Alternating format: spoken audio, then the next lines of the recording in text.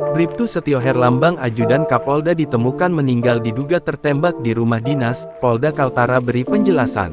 Seorang anggota polisi di Polda Kaltara meninggal dunia akibat tertembak senjata api Senpi miliknya.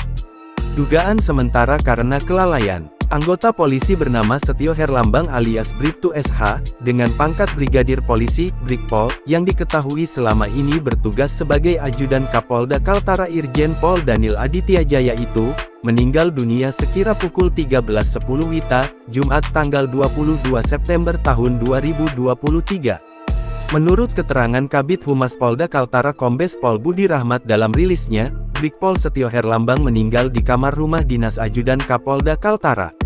Korban Bribtu SH, kata Budi Rahmat, ditemukan bersimbah darah dan di sampingnya tergeletak senjata api jenis HS-9 dengan no Senpi, HS 178.837 inventaris dinas. Hasil pemeriksaan awal oleh tim dari Dokkes Polda Kaltara, korban SH tidak ditemukan denyut nadi.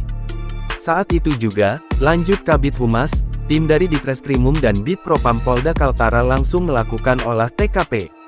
Malam ini, jenazah korban SH dibawa ke Rumah Sakit Tarakan untuk dilakukan otopsi.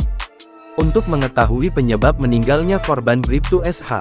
Demikian info sementara, terima kasih. Demikian Kabid Humas dalam keterangan resminya kepada wartawan, Jumat tanggal 22 September tahun 2023, malam ini.